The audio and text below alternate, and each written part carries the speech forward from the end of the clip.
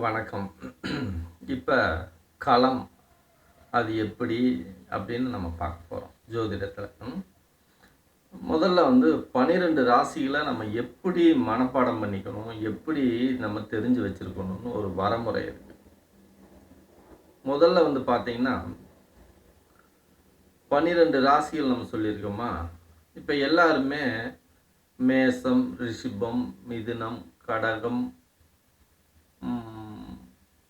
சிம்மம், கன்னி, துலாம், விருச்சிகம், தனுசு, மகரம், கும்பம், மீனம், இப்படி வரிசையாக காலச்சக்கர திசை இதுக்கு பேர்.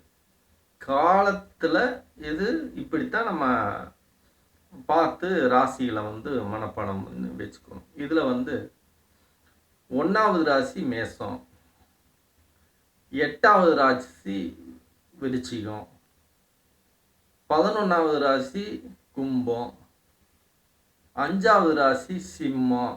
இப்படி எந்த ராசியை ஒரு நம்பர் சொன்னாவே அந்த 12 ராசிகளும் நமக்கு ஞாபகத்தில் வரணும். இப்படித்தான் மனப்பாடம் பண்ணணும். அப்போ உங்களுக்கு 12வது ராசி என்ன அப்படின்னா மீனம்னு. இது பொதுவான அடிப்படையில் நம்ம மனப்பாடம் பண்ணிக்கணும். இப்படித்தான் 12 ராசிகளை 4வது ராசி எதுனா கடகம், 7வது ராசினா துலாம். இப்படி எந்த ராசி நம்ம இப்போ நான் எப்படி சொல்லணும் அது போல் சொல்லணும். அப்படி 12 ராசிகளை நம்ம மனப்பாடம் பண்ணி வச்சுக்கணும். அப்படி மனப்பாடம் பண்ணி வச்சுக்கிட்டா தான் நம்மளால் இந்த விளையாட்டை, இந்த ஜோதிட வித்தையை நம்ம ஈஸியாக கற்றுக்க முடியும். முதல் ராசி இப்படி நீங்கள் ராசியை மனப்பாடம் பண்ணி வச்சுக்கோங்க. ஓகேவா? இதில் இந்த ராசியில் என்னவோ அந்த ஒவ்வொரு ராசிக்கும் ஒரு மாதம் இருக்குது. இப்போ நம்ம தமிழ் மாதம் சித்திரையிலேருந்து தான் ஆரம்பிக்கும். சித்திரை, வைகாசி, ஆனி, ஆடி, ஆவணி, புரட்டாசி, ஐப்பசி, கார்த்திகை, மார்கழி, தை, மாசி, பங்குனி, இப்படி வருது பார்த்தீங்களா? இப்போ உங்களுக்கு எந்த ராசி சொன்னாலும் உங்களுக்கு அந்த மாதம் தெரியணும். இப்போ எனக்கு சித்திரைனா மேச ராசின்னு தெரியும், ஐப்பசினா துலா ராசி, கார்த்திகை, மார்கழினா தை மாதம்னா மகர ராசி, மார்கழினா தனுசு ராசி, ஆடினா கடக ராசி, புரட்டாசினா மிதுன ராசி. இப்படி எந்த ராசியை சொன்னாலும் நமக்கு அந்த மாதம் தெரியணும். புரிஞ்சுக்குங்க, இதுதான் களம். அப்போ 12 ராசிகளும் தெரியணும். இந்த காலச்சக்கர திசையில் எந்த நம்பர் சொன்னாலும் அந்த மாதமும் அந்த ராசியும் நமக்கு தெரியணும் மனப்பாடமாக. இது ஒன்று. ஓகே, அடுத்துக்கு வருவோம். அடுத்து இந்த ராசிகளுக்கும் அடுத்து நட்சத்திரத்தை நீங்கள் மனப்பாடம் பண்ணணும். பாதம் இருக்குது, அதை எப்படி நம்ம கவனத்தில் வைக்கணுங்கிறத அடுத்து சொல்கிறேன். இப்போ 27 நட்சத்திரங்கள் இருக்குது. இந்த 27 நட்சத்திரங்களை நீங்கள் என்ன பண்ணணும்னா மொத்தமாக மனப்பாடம் பண்ணக்கூடாது. நான் சொல்கிற மாதிரி மனப்பாடம் பண்ணுங்கள். அதில் ஒரு சூட்சமாக இருக்குது, நான் சொல்கிறேன். இப்போ அசுபதி, பரணி, கிருத்திகை, ரோகிணி, மிருகசீடம், திருவாதிரை, புனர்பூசம், பூசம், ஆயில்யம், இது 9 நட்சத்திரம். அந்த வரிசையாக 9 நட்சத்திரத்தை எழுதிடுங்க. இப்படி அடுத்து மகம், பூரம், உத்திரம், அஸ்தம், சித்திரை, சுவாதி, விசாகம், அனுசம், கேட்டை, அது பக்கத்தில் 9 வரிசையாக எழுதுங்க. மூலம், பூராடம், உத்திராடம், திருவோணம், அவிட்டம், சதயம், புரட்டாதி, உத்திராட்டாதி, ரேவதி.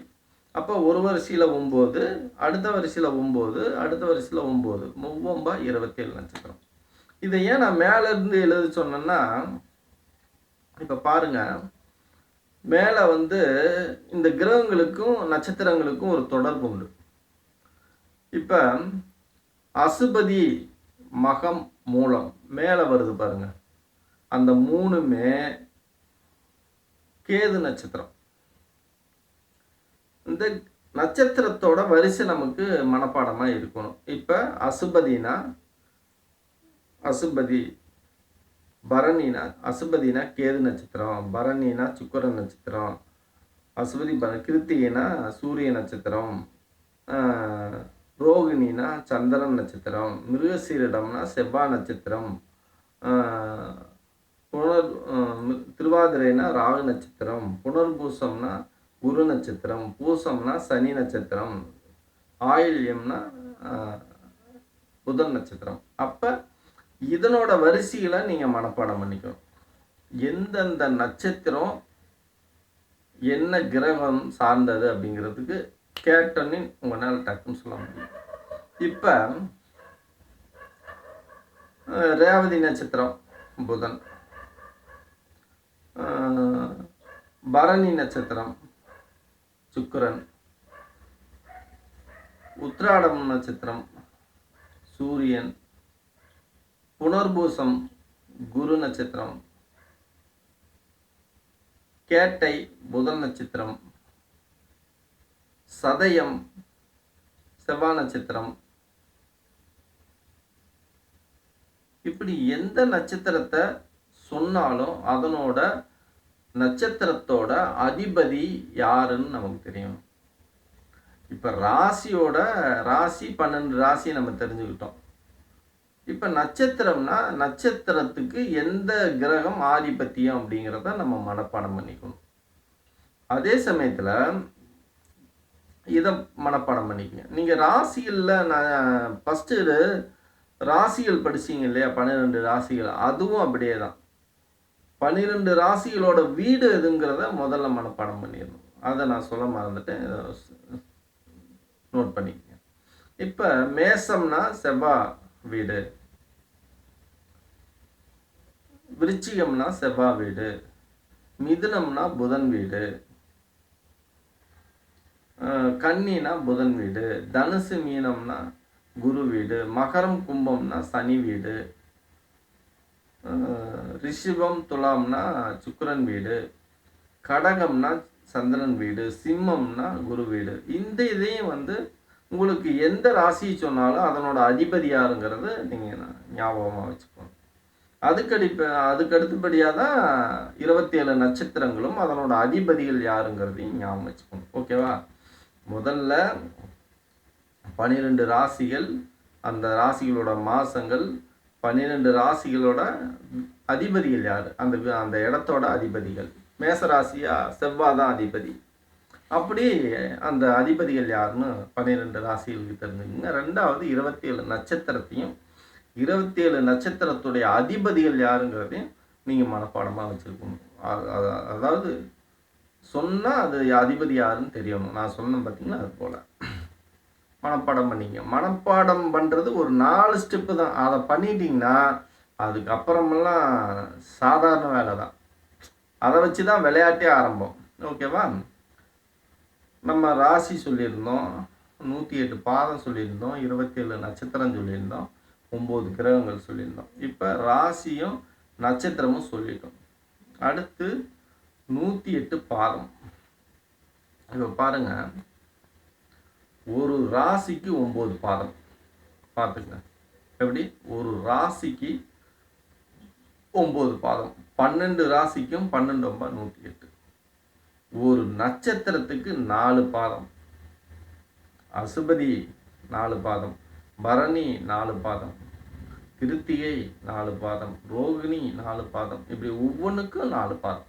அப்போ 27 நட்சத்திரத்துக்கும் 4 பாதம்னா 108 பாதம். இப்போ 12 ராசிகளுக்கும்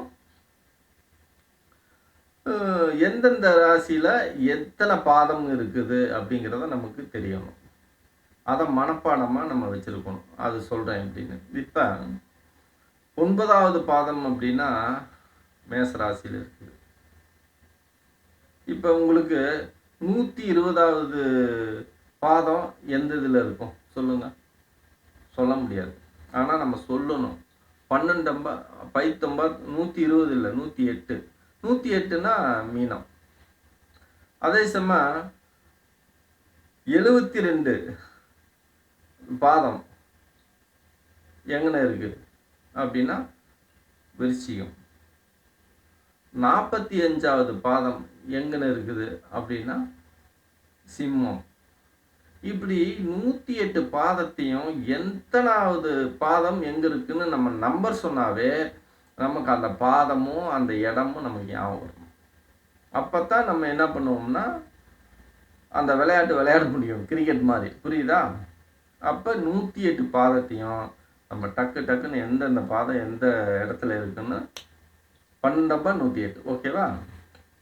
அப்போ நீங்கள் ஃபஸ்ட்டு நீங்கள் இதை தரவாக வச்சுக்கணும். நீங்கள் கணக்கு போட்டு பார்த்துக்கலாம். ஐயம்பா 45, அப்போ 4வது ராசி முடிஞ்சு 5வது ராசின்னு கணக்கெல்லாம் போட்டு நம்ம பார்த்துக்கலாம் அப்படின்னு போய் தான் கற்றுக்க முடியாமல் போயிடும். உள்ள பேர் பண்ணுறது தெரிஞ்சிருச்சுப்பா, மனப்பாடம் பண்ண தேவையில்லை, நம்ம போட்டு பார்த்துக்கலாம். 9 8 72. ஆமாம், 9வது தனுசு ராசியில் தான். 8 9 72 விருச்சிகத்தில் தான் இருக்குது. 9 6 53 அப்படி ஏதாவது ஒரு கால்குலேஷன் போட்டுக்கிட்டு அங்கே போயிடுறது. 9வது வாய்ப்பாடு தெரியுது, நம்ம போட்டுக்கலாம் அப்படின்னு போட்டார். எப்பயுமே கரெக்டாக அந்தந்த பாதம் நம்பர் சொன்னால் நமக்கு அந்த பாதம் அந்த இடம் நமக்கு தெரியணும். ஓகேவா? அடுத்து இன்னொரு விஷயத்துக்கு வருவோம். இப்போ நட்சத்திரங்கள் சொன்னோமா, இப்போ ராசிகளுக்கு நம்பர் சொன்னால் அந்த பாதம் நம்ம கண்டுபிடிச்சிடலாம். நான் ஜோதிடர் கிடையாது, நான் கற்றுக் கொடுக்குறேன். எனக்கு தெரியும், அந்த வித்தையை நான் உங்களுக்கு கற்றுக் கொடுக்குறேன். இப்படியெல்லாம் போனீங்கன்னா ஈஸியாக கற்றுக்கலாம். நான் எப்படி கற்றுக்கிட்டேன்னா அந்த ஃபார்மெட்டை உங்களுக்கு சொல்லித்தரேன், அவ்வளோதான். இப்போ அடுத்து வந்து பார்த்தீங்கன்னா இதே போல் 108யும் ஏதாவது நம்பர் சொன்னோம்னா, இத்தனாவது பாதம்னு சொன்னோம்னா இந்த நட்சத்திரத்தோட பாதம் அப்படின்னு நம்மளால சொல்ல முடியும். சொல்லணும், சொன்னோம்னா தான் நமக்கு என்ன ஆகும்னா ஈஸியாக கண்டுபிடிக்க முடியும். இப்போ நீங்கள் பாருங்கள், ஃபஸ்ட்டு மேலேருந்து மேசராசிலேருந்து அப்படியே வரிசையாக 12 ராசிக்கும் நிரப்புனீங்கன்னா முதல் 4 ராசியில் 94 36. மேசம், ரிஷிபம், மிதுனம், கடகம். இந்த 4 ராசிகளுக்கும் எத்தனை? 4 36. ஓகேவா? இந்த 4 ராசியிலையுமே 36 பாதம் அடங்கியிருக்கு. அப்போ இந்த 36 94 பார்த்தீங்கன்னாலும் 36 தான் வரும். அப்போ 9 நட்சத்திரம், முதல் வரக்கூடிய 9 நட்சத்திரமும் அதில் அடங்கிடும். இது அசுபதி, பரணி, கிருத்திகை, ரோகிணி, மிருகசீடம், திருவாதிரை, புனர்பூசம், பூசம், ஆயில்யம். இது கடகராசிக்குள்ள முடிஞ்சிடும். அப்போ இந்த முதல் ராசியில் மேசத்தில் அசுபதி நட்சத்திரம் 4 பாதம் அடங்கிக்கும். ஒரு ராசிக்கு ஒரு நட்சத்திரத்துக்கு 4 பாதம். அடுத்த நட்சத்திரம் பரணி 4 பாதம் 8 பாதம்.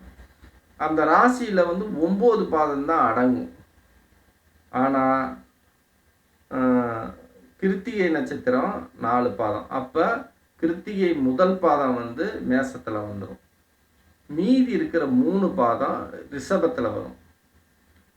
ரோகிணி நட்சத்திரம் 4 பாதமும் ரிஷபத்தில் வந்துடும். மிருகசீடம் 4 பாதத்தில் 2 பாதம் ரிஷபத்தில் வந்துடும். மீதி 2 பாதம் மிதுனத்துக்கு போயிடும்.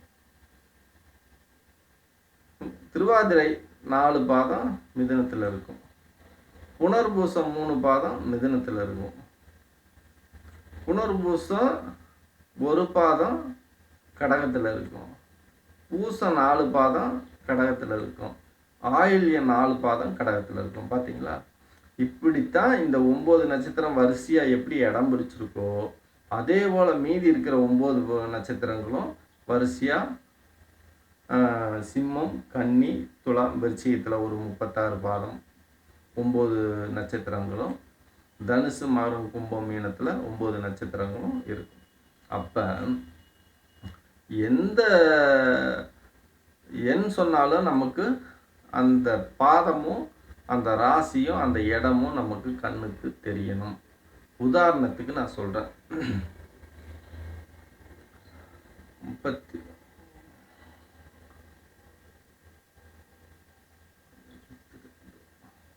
73வது பாதம் எதில் அப்படின்னு நான் கேட்டால், ஒரு சூழல் ஏற்பட்டால் 73 அப்படின்னு நமக்கு வரும்போது அழகாக நம்ம 73வது பாதம் எதில் இருக்குது, தனுசில் மூலம் நட்சத்திரத்தில் முதல் பாதம் அப்படின்னு நம்ம கணக்குக்கு வரணும். அவர் தான் ஜோதிடர். அந்த அளவுக்கு நீங்கள் இந்த களத்தை, இந்த 4 விஷயங்களை நீங்கள் மனப்பாடம் பண்ணிக்கணும். இதுக்கு அடுத்தபடியாக ஒரு விஷயம் இருக்குது. என்னென்னா, ஒவ்வொரு கிரகமும் ஒவ்வொரு ராசியில் எவ்வளவு நேரம் பயணம் பண்ணுது அப்படின்னு நம்ம தெரிஞ்சுக்கணும். அப்போ சந்திரன் 2.25 நாள் ஒரு ராசியில் இருக்கும். அப்புறம் மாறிட்டே போகும்.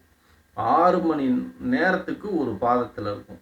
அடுத்த 6 மணி நேரத்துக்கு 2வது பாதத்தில் இருக்கும். அடுத்த 6 மணி நேரத்துக்கு 3வது பாதத்தில் இருக்கும். அடுத்த 6 மணி நேரத்தில் 4வது பாதத்தில் இருக்கும். அப்போ ஒரு நட்சத்திரத்தில் பாருங்கள், 24 மணி நேரத்தில் ஒரு நட்சத்திரத்தை கிடக்கு. அப்படி நீங்கள் சந்திரன் 2.25 நாளில் ஒரு ராசியை கிடக்கும். சூரியன், புதன், சுக்கிரன் 1 மாதம், செவ்வாய் 1.5 மாதம், குரு 1 வருஷம், ராகு கேது 1.5 வருஷம், சனி 2.5 வருஷம். இப்படித்தான் அந்த கிரகங்கள் பயணம் பண்ணுது. இந்த விஷயத்தை களம் அப்படின்னு சொல்லுவாங்க. இந்த களம் நீங்கள் மனப்பாடம் பண்ணுறது, ஒரு சூட்சமமாக நீங்கள் மனப்பாடம் பண்ணிட்டீங்கன்னா மற்ற எல்லா விஷயமே உங்களுக்கு அழகாக தெரிய வரும். ஈஸியாக நீங்கள் ஜோதிடரே ஆன மாதிரி வச்சுக்கணும். களத்தை மனப்பாடம் பண்ணுங்க, முடியும். இதெல்லாம் சாதாரண விஷயம். நன்றி.